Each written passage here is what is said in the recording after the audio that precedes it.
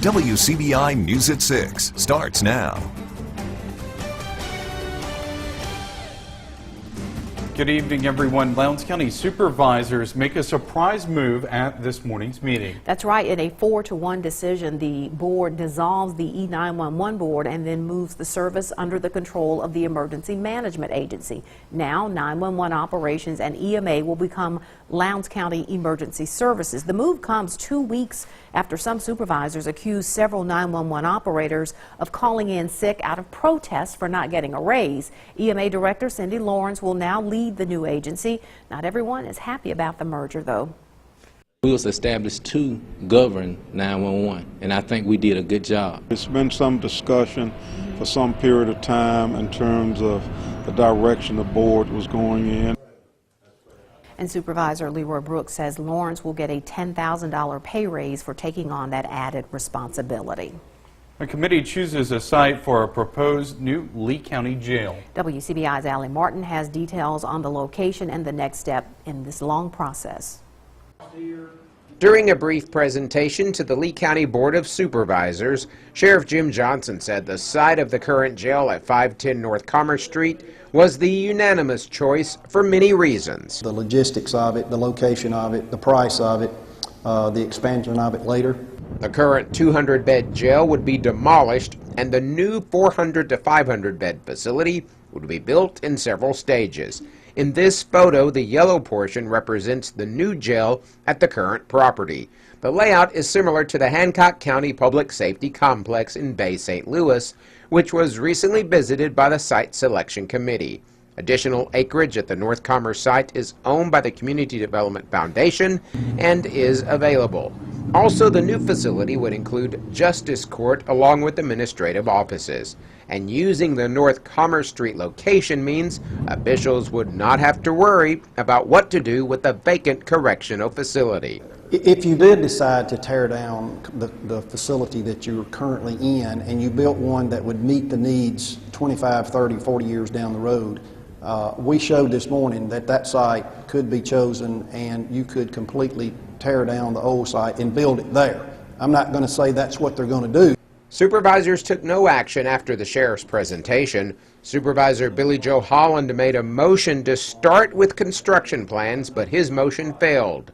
Board President Phil Morgan says there are a few details that need to be ironed out, and then there's the matter of cost, and if the issue will go before voters, or will supervisors okay the project without a referendum. We're not mandated to put it before the voters.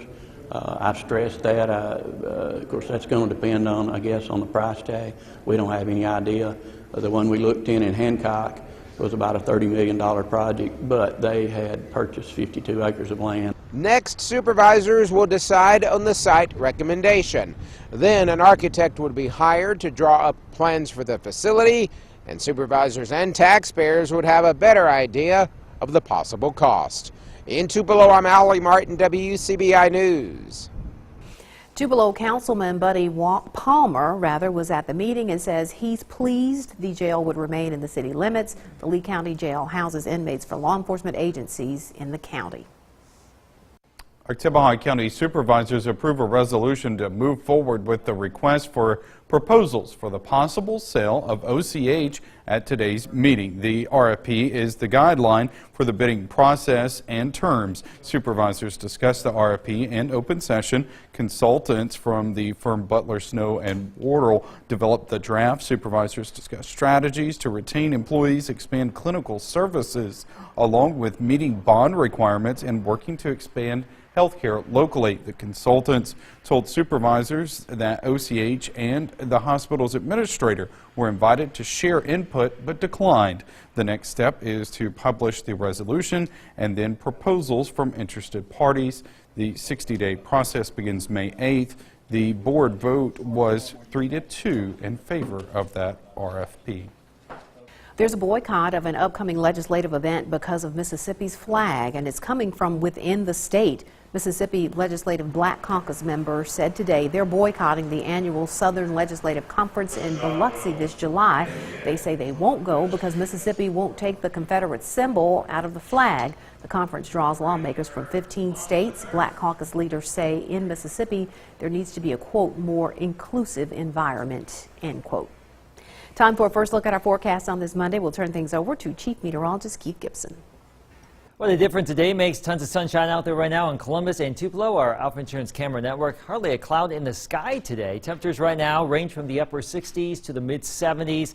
It's looking great for this evening. Those winds will gradually simmer on down, around 70 at 7, 60 at 9, 56 by 11 o'clock. Chilly tonight under clear conditions. We're looking at some upper 40s to around 50. Your full forecast in just a few minutes.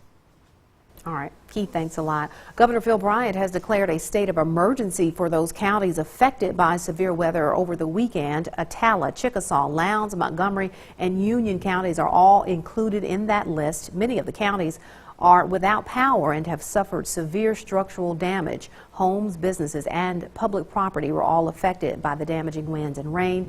This is the first step in applying for federal disaster declaration. Folks across the viewing area are cleaning up trees and limbs today. Storms with high winds rolled across North Mississippi and West Alabama. On Sunday, trees fell across roads and on homes in Lowndes County. Mill, West Mill, and Phillips Hill roads received the most damage. No one was injured, but the cleanup will take days. You can see the road department working there. There are some requirements you need to know before leaving limbs by the road. Homeowners and residents need to do that's got debris in their yards and stuff. If they'll move it to the road, we are going to help them pick it up. But if they're hiring a contractor, to come in and do that, and he's getting paid to haul it off, he needs to haul it off. He don't need to bring it out for us to haul off. But if they're trying to do it on their own and if they bring it to the road, we will pick it up and haul it off. The National Weather Service will determine if high winds or a tornado are to blame for that damage you see there. Well, more than 20 people are without a home in Kilmichael. It's one of the worst hit towns in the area from those storms yesterday. WCBI's Selena Schaefer joins us live in the studio with an update. Selena. That's right. Both city and county crews filled the streets today, cleaning up debris and picking up entire trees out of homes. We all ran and got in the tub, and the trailer was just shaking and rocking, and we could hear trees falling and power lines. It was scary. It sounded like a freight train. None of the town has power. And they're not expected to have any until Wednesday.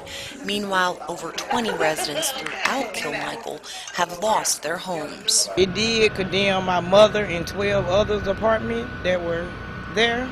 Those affected were asked to come to City Hall for assistance. The American Red Cross was there handing out basic essentials and supplies. Never seen nothing so tragic, but I'm glad that everyone is okay. Mayor Bobby Howe says clearing the roadways is most important. The county and my town crew are working with heavy equipment to get what our first objective is to clear all the big stuff off the streets. Mayor Howe says that the cleanup process is a slow one, but little by little they're clearing all the debris off of major roadways. He says he's grateful for all the volunteers. This is a big logging area anyway, and we had loggers, people with equipment, chainsaws come in yesterday. And we're getting, I'm getting some calls today of people that are making plans to come tomorrow. In Kilmichael, Selena Schaefer, WCBI News. Now, residents who were displaced are currently staying in area motels. All right, election officials are gearing up for a big day tomorrow. We take you behind the scenes when we come back. WCBI News at 6 with Andrea Self and Joey Barnes. Welcome back, everyone. Mississippi voters go to the polls tomorrow to elect new city leaders. The election process takes hours of organizing and a lot of planning. Yes, it does. WCBI's Victoria Bailey visits some cities preparing for the big day. She joins us live in the studio with more. Victoria.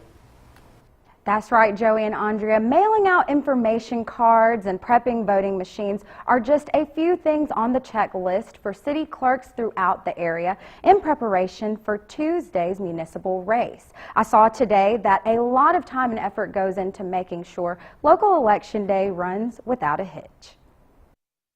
We're excited about tomorrow. It's going to be a long day, but we are excited about it. Tuesday, many residents will be heading to the polls to cast their vote for new city leadership. It's a wonderful thing to be part of the democratic process. I think that's a right that we all should enjoy and abide by and take part in. Everyone should enjoy their ability to be able to vote for who your leaders are in your community. Amory City Clerk Jamie Morgan was sworn into office Monday morning. She says with elections just hours away, her and her team had to hit the ground running. I have my guys with Utilities Department, City of Amory Utilities Department. Brad Hale and Mike King came out and helped me with the machines and got them set up in here. My Park and Rec guys helped me put up the tables, and the committee, the Democratic Executive Committee, will be out later and we'll put up signs and things like that. Testing voting machines, mailing out information to voters, and preparing the poll locations are just a few vital parts leading up to Election Day.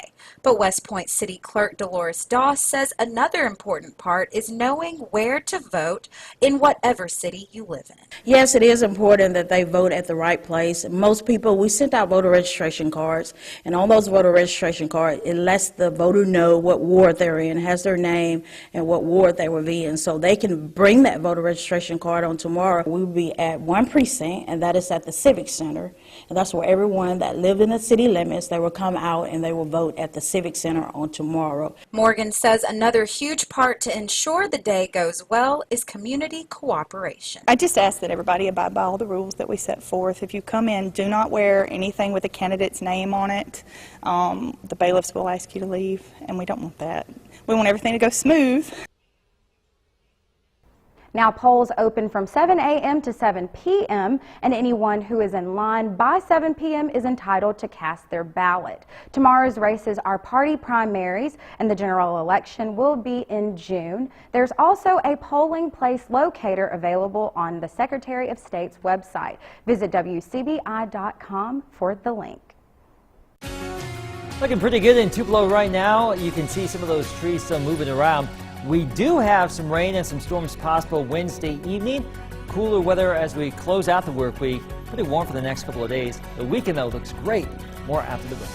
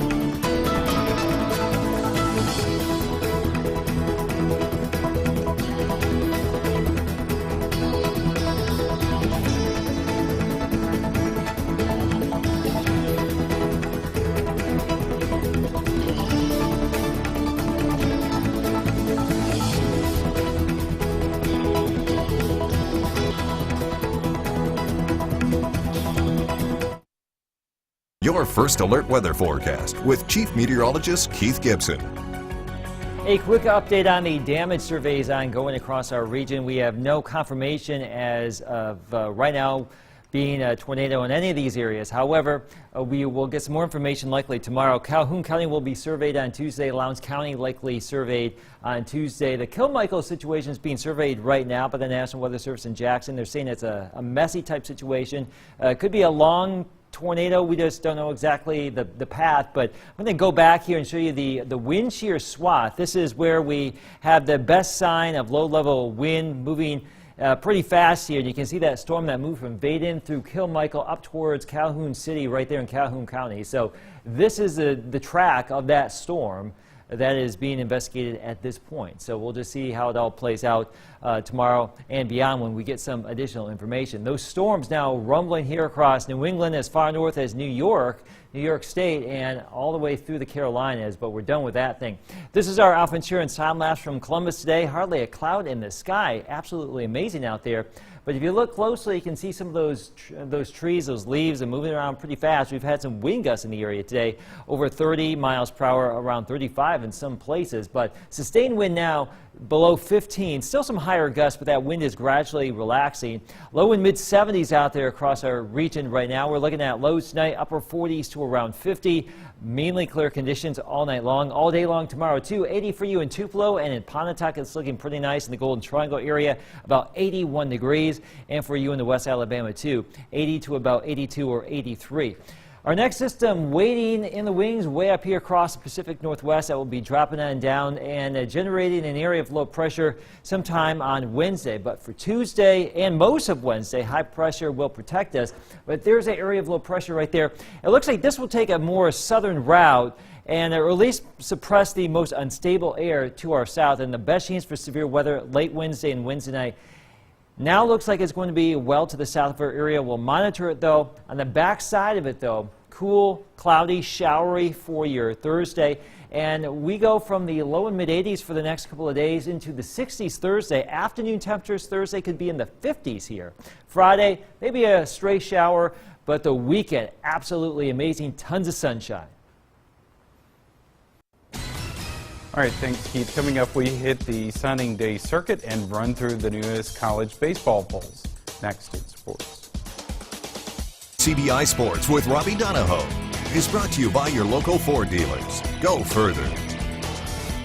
Spring football is in the air for some. Others are turning their attention to the summer as we close in on the start of the new season on the gridiron. At ICC, the Indians filling out their roster for the upcoming year, and they didn't go far to get their newest signing. That's at South Pontotoc, where today senior Hayden Franklin signed to continue his career on the gridiron with the Indians. Franklin was one of the top punters in our area a season ago, averaging 33 yards a kick for the Cougars, and had 7 of his punts downed inside the 20-yard line. Franklin also played soccer during his time at South Pontotoc, and he's eager to continue to improve his abilities on special teams. I love that they were really close to home. I don't have to go too far off, and they really have a great atmosphere there.